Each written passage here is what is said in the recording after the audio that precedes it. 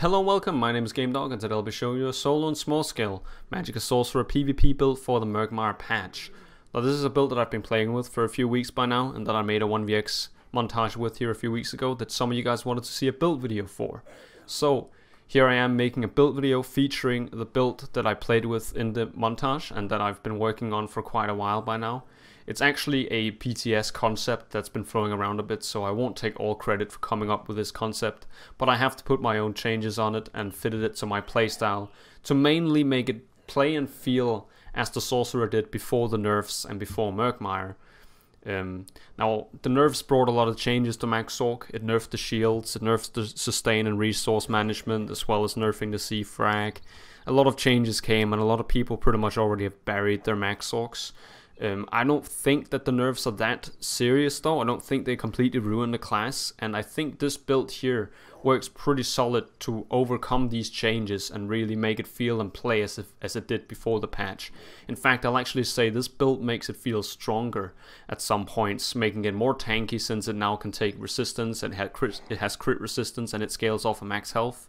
So we have bigger shields and more tanky shields than before. We have a bit lower damage and a bit lower resource management, but there are ways to get around that. So as per usual, this is quite an in-depth build video, so for those of you guys who just want to see the core mechanics of the build, that will be explained within the first 15 minutes of this video. Whereas for those of you who want to see a more in-depth analysis of both the skills and the CP and the stats, that will be explained throughout the rest of the video. Let me get right into the build here. First up here we're using Armor Master, and we're using Bright Throat's Boast, as well as a random set of choice, monster set of choice that you can run with. I'm just running with Dummy House and Infernal Guardian in this case. You could choose something like Bloodspawn if you want to, since the resistances it gives actually helps a lot towards your shield management and the tankiness of your shields. But in this case I've just chosen to go for max resource management setup here. As you can see, so first up here we've got 5 light armor and 2 heavy, and the reason we have this is because Armor Master is a 9 trait set and it can sometimes be hard to find crafters who have the right amount of traits to craft these for you, so you will need to watch out for that, and therefore I will say that this setup is not easy to collect. Throat's Boast is also really expensive for the jewelry. For example, an Armor Master, as I said, it's a 9 trait set. You'll need to find the right crafter, or do as I did, try to find guild stores, surf around the guild stores and see if you can't find people who are selling this, because there are actually people who are selling the in-pen pieces that you want in guild stores in light armor, especially since it has become very popular with the Max Sorc. So yeah, we're running everything in-pen, as I said, and that's because we want that impenetrable for 2.5k, because shields now count in pen instead of before where you couldn't crit on shields. You can now crit on shields, so you will need this, as well as the resistances. As you can see, if we roll to the back bar here and we buff ourselves up, we get 23k and 25k resistances here, which is really good on a light armor build and really helps us a lot towards building some really nice damage shields that can take some pressure. We also have a pretty big health bar here, 26k, 27k on back bar. This is because that we have Emperor buff in this campaign, but even without the Emp buffs we'd still be at like 25k health, and you kind of need that now, but I'll get into the stats later. First up here I'll need to go into the jewelry here. We're running 2 recovery, since we want that 2.3k ish recovery. Now that we aren't using Dark Deal anymore, I'll get into that as well. And 1 piece spell damage here. Everything on jewelry is arcane, since we want that max magicka could be larger. Shields don't scale off a magicka anymore, they scale off a health now, but you still want a substantially large magicka pool because shields are expensive, and if you end up shield stacking a lot, let's say you're under a lot of pressure, I mean, you can really end up getting your bar empty pretty quickly, as you can see. So if I can empty my bar 20% in like 4 seconds, it's not going to go too long before I'm out of magicka, you know. So you do want a pretty large bar to take from, or at least that's my personal preference. You can obviously change and mix around what you want depending on how you feel about the class in the current patch, but this is again just how I feel about the Max Sorc and how I play it in my 1vx montage there. So on our front bar here we're using a Master's Inferno Staff. The reason we're doing this is because that we can fit a Armor Master weapon here on our back bar, so we have the full 5 Armor Master pieces on our back bar, and on our front bar we only have 3 pieces of the Armor Master. And that allows us to make space for more sets in our setup here. We are only going to be using an armor ability on the back bar here, as you can see. If you read the description of Armor Master, it gives you extra resistances for 10 seconds when you activate an armor ability. Now, armor abilities are not armor buffs, but are the armor abilities from the armor class trees. So as you can see here, Dampen Magic or Harness Magic, depending on what you want to use, counts as an armor ability and will increase our resistances with Armor Master. So we're using that on our back bar together with our other buff, which is Boundless Storm, as you can see. So Boundless Storm and Dampen Magic together will give us this amazing resistance buff here. So we kind of use the back bar to buff ourselves up, and then we keep some of those resistances on our front bar, as you can see, which will allow us to be really offensive and take a lot of damage and maintain great shield sizes, even in this meta where shields are much easier to break down than they were before. So again, the reason I'm using Armor Master particularly, you could use Master Inferno Staff. You could use Armor Master on front bar here as well, but you don't have an armor buff on the front bar, so I don't really see a reason to do that unless you wanted to switch out Hardened Ward, which I don't feel like I want to do, at least, because Hardened Ward is the bigger of the 2 shields.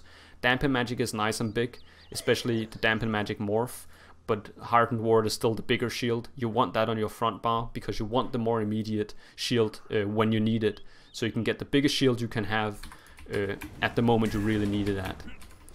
But as you can see, together they create about 22-23k damage shields, so that's actually bigger than the prior patch, which is what creates this really tanky setup. As I said, I really actually feel like this setup is tankier than it was in the prior patch. We have more resistances, we have crit resistance instead of the non-critable shields now, but we have bigger damage shields that we didn't have before, as well as a bigger max health pool. You could use a silent weapon on the front bar as well. I am using a Masters because I want to make more room on the front bar. If you were using an Asylum weapon, you would need to be using Crushing Shock or False Pulse, and you would also need to be using Rune Cage, which would be 2 slots on your bar, where in my case I'm just using Flame Reach, so I have 1 less slot. And I have 1 more slot I can use for whatever I want, and 1 less mandatory slot. I don't need to use Rune Cage on my bar. I can just stick with Flame Reach as my main stun. This creates a more open bar, so I can put up other things. For example, Power Surge here on the back bar, which I'm really fond of, because Healing Ward doesn't have an immediate heal anymore, so we're kind of using Power Surge as our way to heal ourselves now. And I'll get into the skills and what they do later. But that was the setup here on the front bar. Here we're using Nirnhorn with shock damage, and that's the reason because we're using shock damage is because of Implosion, that we have a chance to trigger that in the Sorcerer passives. Let me see if I can actually find it. Implosion is basically one of the most, here. When you deal any shock damage, you have a 6% chance to instantly disintegrate your enemy under 15% health, dealing almost 20k damage to them. This is crazy. It's like a secondary execute on top of your already existing execute, and I already feel like Endless Fury is overpowered on its own. So Implosion on top of that it's just broken strong, in my opinion. It creates one of the most strongest executes on any class as you can really find. So that's why we're using the shock enchant here on our front bar. On our back bar here we're using Infuse, so we can get bigger effect out of our weapon damage enchant, which we can use to get higher spell damage. Even though we're running 1 spell damage here and 2 recovery, we're still only getting about 1.2k spell damage here. 2.2k spell damage here, I'm sorry. Which is great, but it's not an insane amount. But buffed up with this, we'll get around 2.7k, which I think is fine. And in terms of ability damage, that'll land us at about 9k-ish Flame Reach damage. And of course, without the weapon damage enchant, we'll beat around 8.5k here, as you can see, as well as the 6.3k damage over time. So still strong spammable though. Now the reason or what spell damage is this much lower is because of the nerfs that occurred. We are using more recovery now because we're not using Dark Deal anymore on our back bar. or Dark Conversion. And the reason is that Dark Conversion only offers half of the resources immediately. The other half you'll have to get over time. And in my opinion, with the current nerfs also counting in that we need Boundless Storm for extra resistances on our shields, I just didn't feel like it was worth it running Dark Conversion anymore. I wanted to just instead focus on some higher resources, do some heavy attacks with our back bar if we need every now and then, but mainly just keep our resource management to our recovery and our potions instead. Regarding our potions, well, I can take the food first here. Since we're running Throat's Boast, which is basically the Magicka equivalent of Bone Pirate, we are running Witch Mother's Potent Brew, which is the drink that basically provides you with the max stats and recovery that you'll need on this build. It provides us with that nice 26-27k health, as well as the almost 42k max Magicka, as well as our recoveries here. So really nice drink. I don't think I'd recommend anything else really. It needs to be a drink, since Throat's Boast 5-piece only activates on that. And because we want to have Throat's Boast active at all times, we need to run the full 5 set piece on both bars. So hence why we're using Armor Master to only run that on the back bar here. So we have room for both of the 5-piece sets to play their part. Our potions in this setup will mainly be Essence of Health, since it's the tri-stat pots. It'll give us recovery as well as immediate stats. Now that Healing Ward, as I said, don't heal immediately anymore. It only heals the after effect when the ward depletes. Since it has no immediate heal, we need to have other sources of healing. And currently the other sources we have is Power Surge and or potions, which is going to be helping us out of those situations. We can still use Healing Ward obviously, but we'll have to wait for that 6-second countdown to pop so we can get the heal off of it. And sometimes that's not possible if you're getting pressured with a lot of people. So yeah, that is the setup here. No poisons or anything, just weapon damage enchant on back bar infused, Nirnhorn shock damage on front with Master's Inferno. Next up here, let's go into the stats here quickly. I've already told you about the stats in the first place, but let's go over them anyway. We have 41,000, almost 42,000 max Magicka. You could lower this a bit if you don't feel like it's too appropriate. Some people might think it's too much. I feel like it's perfectly fine because I get to have and use a lot of my bar up, you know, before I run out of magic. You need to remember, Magicka recovery is not everything. Sometimes you'll have to cast a lot of immediate abilities at once, or streak a bunch of times in a row. And before you can do that, you run out of magic, so you want to have a large Magicka pool to be able to use all of these expensive abilities. Max Sorc has a lot of expensive abilities of choice, as you can see. Most of our abilities are at around 3k cost, and our wards are both at like almost 4. Well, Hardened Ward is 3 and Dampen Magic is 4. And Healing Ward is 4 as well. And then we have Ball of Lightning, which increases cost every time we use it. So we end up with some quite expensive defensive abilities. Hence why I recommend to have a high Magicka pool, so you have a lot of Magicka to take from before you run out. Looking at the health, we have 26k health in this campaign, mainly because we have the Emperor Alliance bonus. Without this, we'd have about 25, 24-ish, but that's still fine in my opinion. You do want to have more than 20k. Last patch, sorcerers could get by in light armor with 20k health. That's not really possible anymore. Shields scale off of your max health now, and that means that you will need a high max health pool to have those shields up at a reasonable amount. So as we're looking right now with the 26k health, we get a shield size of about 23k, which is a lot more than we had last patch. Like last patch, I think my shields were at 19, 20k. Now they're at 23k. And on the back bar, as I said, looking at the resistances we're having there, we'll have 25k physical, no, 23k physical resistance and 25k spell resistance if we keep this up, which is like an absurd amount. But it really contributes to that 23k shield to have that much extra resistance. It makes you so tanky, and that's why I'm saying that I feel like the damage shields this patch is actually better than they were last patch at some points. The main weakness damage shields have now is the critical. So looking at our crit, resistance, we do want to have that 2.5k. Anything lower than that and you're really going to regret it. You're going to feel people really hitting you hard. I think 2.5k is around 35% of crit resist, and that's about where you want to be. I would actually like it to be a bit bigger, maybe 2.6k, which is 40% crit resist. Somewhere around there. You don't want it lower than this though. If you get it lower than this, you'll start having problems with high crit classes like Nightblades hitting you so hard. And in a meta right now where damage shields is relying on health resistance and crit resistances, you will need a lot of these potential stats to actually hold out any incoming damage from high burst capable glass cannons. So looking at our stamina, it's a bit lower than it was last patch. We're not using dark conversion, so the only stamina we're really using is dodge rolling and sprinting. Now we are using tri-stat pots, so our tri-stat potions will refill our stamina if we get low, so that's why I haven't prioritized anything into stamina at all at the moment. No stam recovery, and our max stam is pretty low as well. We do get one piece from Dummy House here, but again, if you choose to shift out with Bloodspawn, you'll get some more stam recovery and you'll get the extra resistances that you can use for your shields as well.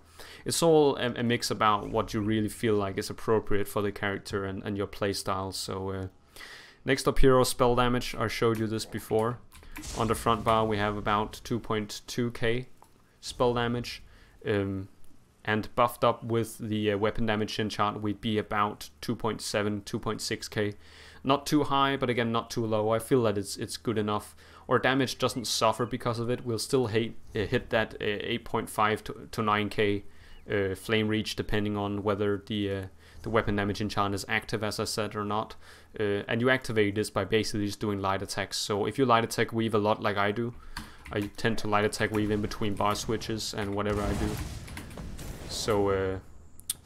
So you'll basically have this up at all times, especially with the infused enchant there. So yeah, looking at our spell critical, we are in light armor, so we'll get about 30%.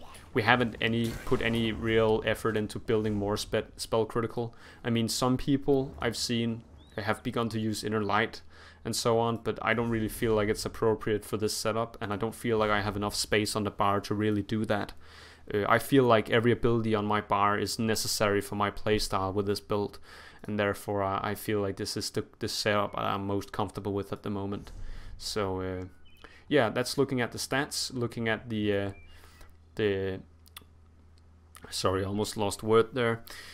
Looking at our Munderstone, we have the Lord here for maximum health. The reason I'm using that is obviously because of the damage shield size. We want that to be a bit bigger, we want a larger health pool. Remember that even though we're not using our damage shield, we're still going to have that 26k health, and we're still going to have that 25k spell and 23k physical resistance. So even if our damage shields drop low, or we don't put them up, we're still pretty beefy. So we can take a lot of hits before we actually start getting into the problematic environment where we need to fight for our life. Unlike last patch, where basically any Nightblade with an end cap could put me into into execute range. So that has changed a lot. We're a lot tankier now. The max health and the resistances are going to benefit us a lot, even though we don't get to put up our shield. And sometimes we don't even have to put up our shield. If I'm dealing with another Magicka class, I might only have to put up my hardened ward. I might not even have to use dampen magic at all, because all the tankiness that I have is gonna be more than enough to deal with this person, and I can put more focus into dealing damage and pressuring instead of using a lot of Magicka on expensive defensive abilities. So looking at that side of it, we can take a lot more punishment than we could last patch now. So yeah, and as I said, Witch Mother's Potent Brew, that's our food. Magicka recovery, max Magicka, and max health there. So going into the skills, first up here we're using Sea Frags or Crystal Fragments. It got a nerf last patch. It's a bit slower now. I don't really see this as a problem. Yes, people dodge it a lot more now, but again, if you fight the way I do a lot, I tend to sometimes get really close. I'm not necessarily up in the face of people, but at least in the immediate range of them, so that the sea flag has to travel less to hit them, and thus so they will have a shorter reaction time to deal with it. And this creates an environment where it's really hard for the enemy to dodge roll these sea frags. So I'm not using mines on this build either. So For my playstyle, I don't feel like this has affected me at all. So the damage is a bit lower as well. I don't feel like that's a problem either. It still hits really hard, as you can see here. I don't know if we're buffed. We are buffed. So it hits for that 14k. It's almost dizzying swing size, and it's practically free. It's 50% less cost on proc. You don't want to hard cast this. You only want to use this obviously when you get the proc chance, and you'll see that with your glowing hands or the ability itself. Next up here we have Flame Reach. As I told you, I'm running a Master's Inferno Staff, and the reasoning behind this is because it creates a lot more space on my bar, which allows me to fill in more abilities like Power Surge or Boundless Storm. And again, I can use Flame Reach as it's like a combined spammable and stun. So I just feel like it does overall well. It's also really cheap. It's only 2k cost. So on that account, it also adds a dot on the enemy. So it's really an efficient ability. It knocks back, it lands a dot, it has good damage, it has low cost. So if you have the Master's Weapon, I definitely recommend running this. At least for my playstyle, I prefer Flame Reach over Force Pulse and Rune Cage. Next up here we have Hardened Ward. This is our main ward. As I said, shields got nerfed. They now scale off of max health, they scale off of crit resistance, they scale with armor and physical and spell resistance.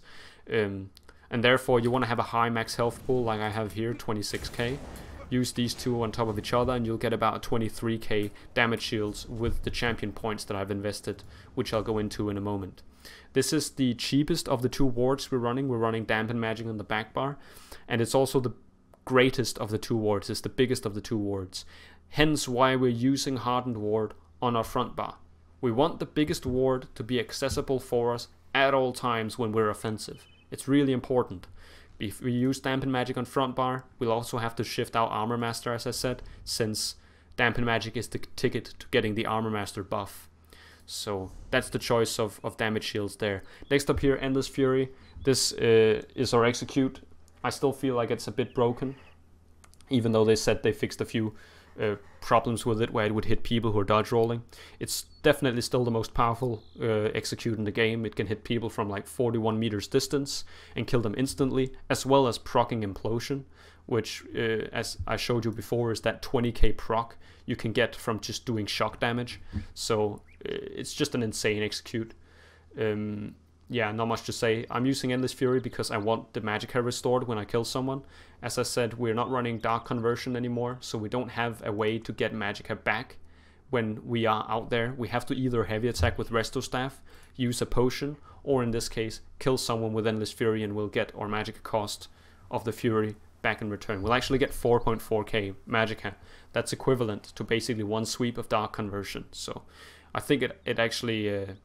it performs really well as a resource return, especially if you're outnumbered and you get to do a lot of kills. You can really sustain yourself by keeping your aggressiveness up.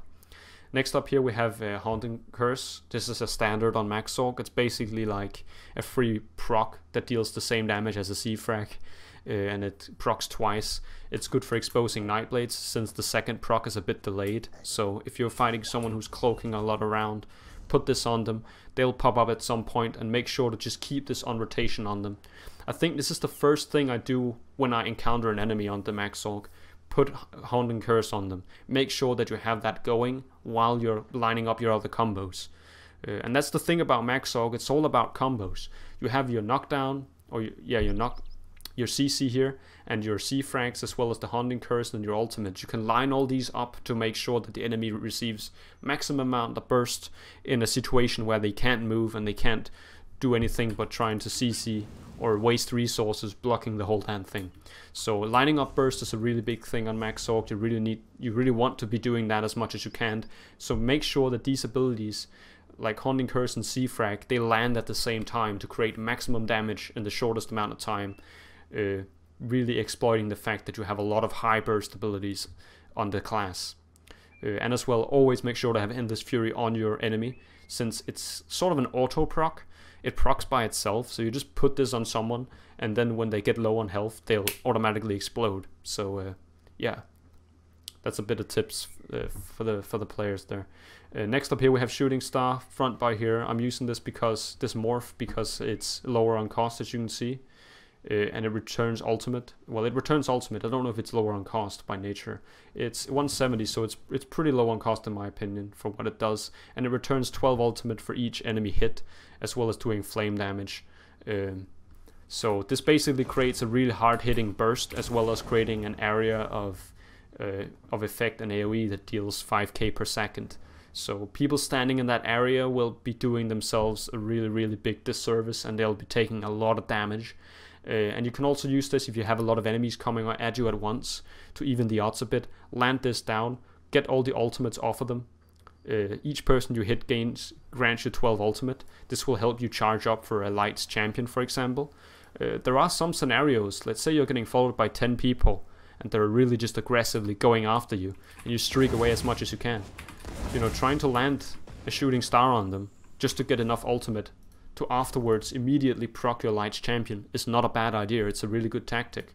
It also makes sense that when you use this ultimate, even if you're trying to use it to execute someone, let's say it's a really high priority target, it's a really damaging Nightblade, and you really want to take him out of play, you want to kill him fast, landing this on him, even if you don't kill him, you will gain a bit of ultimate back, so it's not wasted necessarily.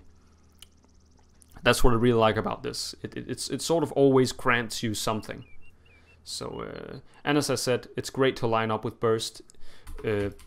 Buffed, it deals that 16k immediate damage and creates a knockback, which we can use as an opening for other burst abilities like C-frags or immediate executes. So, yeah. And again, you can line it up with Haunting Curse, you can line it up with Crystal Frags, you can even knock back the person you want to hit with it before they get a chance to block. So they take full damage from the whole combo. Next up here, Backbar Boundless Storm. We're using this because it grants us the major resistance buffs. Since damage shields, as I said, now scales off of your resistances, we're using this to sort of buff our shields, as well as making sure that it goes well with our Masters set here, so we can get the maximum amount of resistances on our damage shields. This will make us really tanky and create a lot of space for us as well to be offensive, since we can take a lot more pressure now. And Boundless Storm on its own is pretty nice as well. A lot of people are suffering from the problems of last patch, that they nerfed movement speed, but using Boundless Storm you get the 4 seconds of 30% movement speed. This can really help you if you're getting tryharded or followed by a lot of people. You get some more movement speed, you're more mobile, you can really stretch faring and get further away. And remember, Max Sorc is most effective at range. So even though I say that my personal playstyle makes me go really up close and personal, the most effective space you can be at as a Max Sorc is far away. You can hit really hard, they can't hit you, they'll have to run all the way to you, which create time and moment for you to use really hard hitting abilities and stretch the time that it'll take for them to come towards you. So mobility in the form of besides the armor buff itself, it grants great possibilities for both movement speed and line of sight, which a lot of classes are struggling with. Next up here we're running Ball of Lightning. This is our getaway ability. I'm not using Streak itself. Well, this is basically our getaway.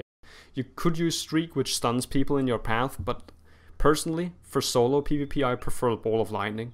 It just creates this distracting target that people will have to hit before they can hit you, and therefore it helps you deal with a lot of pressure, especially from ranged Magicka players or other Max Sorcs for that matter. So if you're getting followed by a lot of people, this will definitely distribute some pressure, which will help you a lot in turn. Just remember the cost is very high and that we don't have any dark conversion to get Magicka back with immediately, so be a bit sparse on this. If you have a potion ready, you could sacrifice your Magicka bar and just streak a whole lot, and then you're out of magic.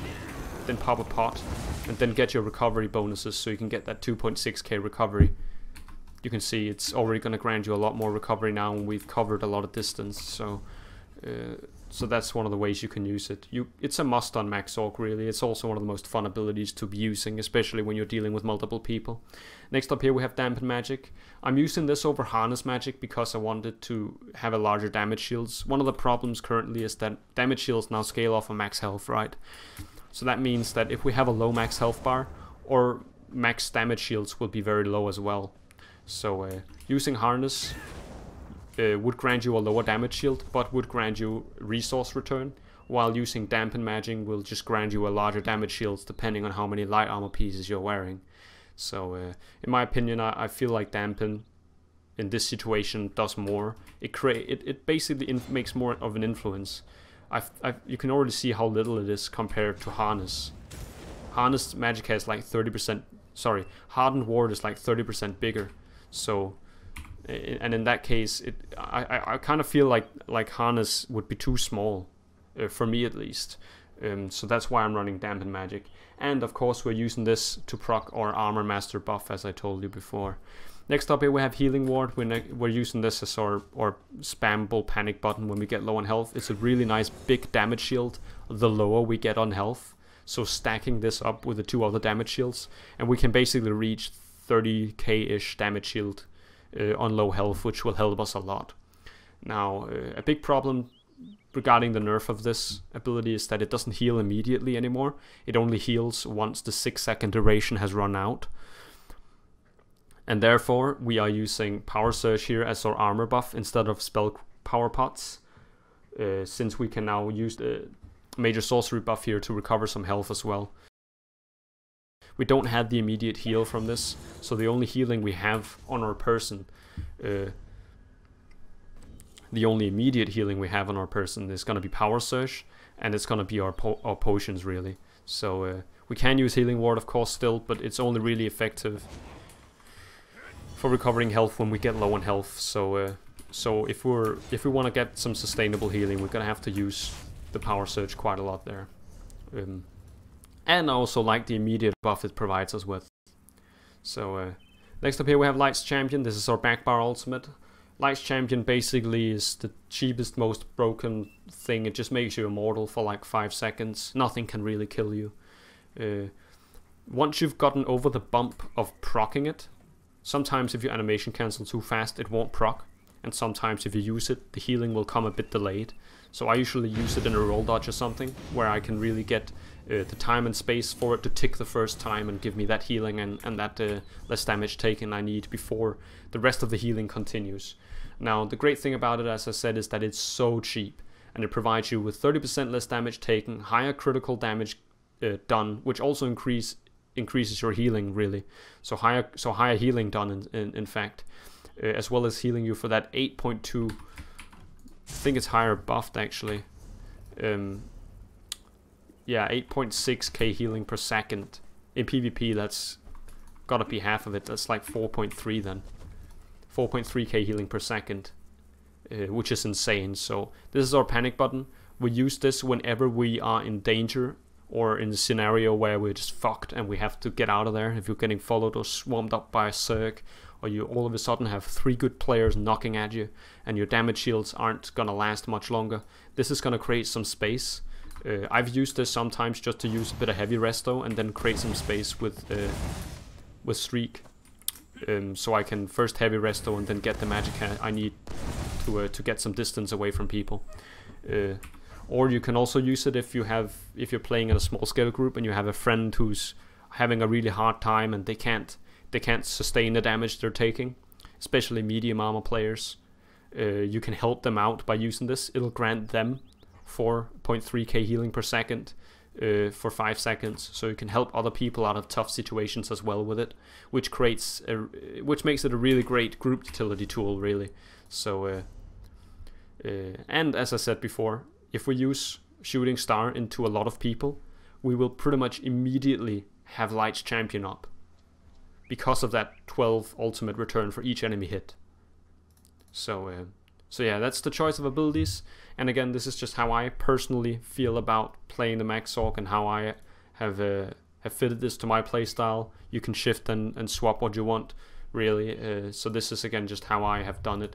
And now we'll go into the champion points here. First up, we have Warlord, 20% in there. 1 point in the Siphoner, we still want that. It counts as a debuff.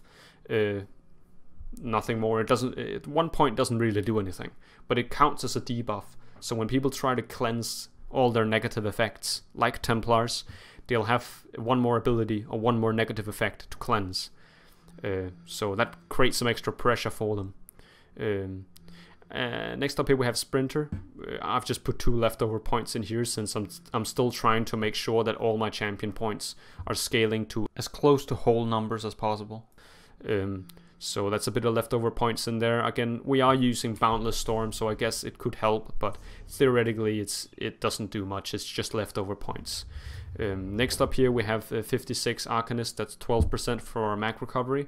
We want a higher Magicka recovery, as I said, since we're not using Dark Conversion anymore, and we're back to using cold hard potions and heavy attack restos with our back bar. When we pop a potion, we do have 2.6k recovery. That's quite a lot. It does help us a bit, but we do need this in here to make it more effective. Next up here we have Tenacity. This increases the Magicka restored for heavy attacks.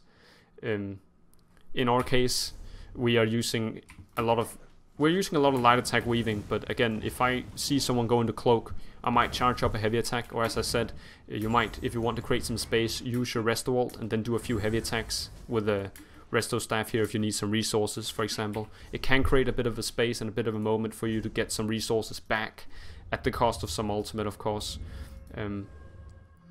So yeah, looking at it, it can help us in a few scenarios, especially with the heavy Resto attacks there, which kind of supplement the fact that we aren't using Dark Conversion anymore. Next up here we have Tumbling, 56 points in here. Reduces the cost of our dodge rolling. You kind of want this because dodge rolling creates space. It creates a little moment where you aren't taking immediate damage and you have a bit of space to do something. So let's say you're getting followed up by a lot of people and you want to proc an ability. If you were to proc it right when they're attacking you, you might already be dead.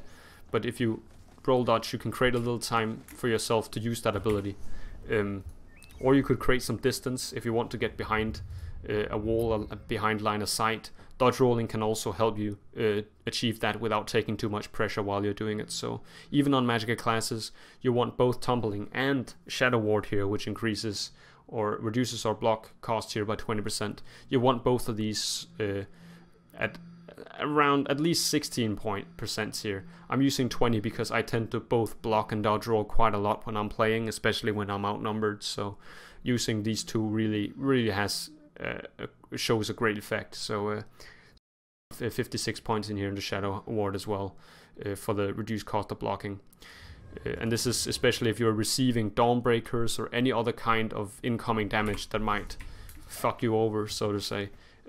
It's really gonna matter that you can either dodge or block that immediate damage. Even though we have more resistances and more health and more crit resistance that we had last patch, we are still we're still in light armor, so we are essentially still one in the squishier parameter of the spectrum. Yes, so I forgot to say I'm a vampire on this.